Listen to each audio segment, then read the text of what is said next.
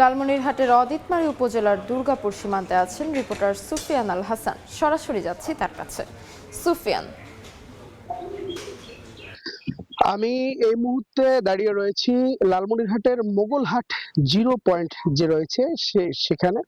আপনাকে যদি আমি বলি লালমনিরহাটের পাটগ্রাম, হাতিবান্ধা, আদিতমারি এবং গুরুত্বপূর্ণ যে জায়গাগুলো রয়েছে সীমান্তের, সেই জায়গাগুলোতে বিজিবি কিন্তু আগের থেকে অনেক গুণ বেশি টহল বাড়িয়ে দিয়েছে। এবং আমরা বিজিবির সাথে কথা বলেছি, বিজিবি যেমনটা জানিয়েছে যে আগের তুলনায় টহল যেটি ছিল তার তুলনায় কয়েক গুণ টহল বাড়ানো হয়েছে। এবং আরো একটি কথা না বললে নয়, এই সীমান্তে যে পুশিনের ব্যাপারটি ঘটছে সেই খবরটি পাওয়া মাত্র বিজিবির সাথে সাথে স্বতঃস্ফূর্তভাবে এলাকাবাসী কিন্তু বিজিবিকে সহায়তা করে যাচ্ছেন। আমি যদি লালমনিরহাটের এই ঘটনাগুলো বলি তাহলে দেখা যাবে যে পাটগ্রামের বুড়িমারিতে এই পুশিনের ঘটনাকে কেন্দ্র করে কিন্তু আমরা গণমাধ্যমে দেখেছি যে এলাকাবাসীর ধাওয়াতে বিএসএফ কিন্তু পিছু হটতে বাধ্য হয়। ঠিক লালমনিরহাটের বাকি সীমান্তের বাকি যে জায়গাগুলো রয়েছে সেই জায়গাগুলোতেও একই অবস্থা।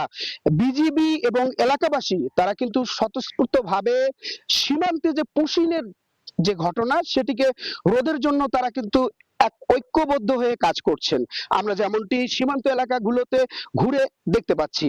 তো আমাদের লালমনিরহাটের যে সীমান্তবর্তী যে এলাকাগুলো রয়েছে সেখানকার সীমান্তবর্তী এলাকার মানুষজনের সাথে কথা বলে আমরা যেটি জানতে পেরেছি যে এখন যে পুশিনের চলমান যে পুশিনের ঘটনাগুলো ঘটছে সেটি কিন্তু লালমনিরহাটে এখন আপাতত গতকাল থেকে আজকে পর্যন্ত এখন পর্যন্ত এরকম অপ্রীতিকর কোনো ঘটনা নেই।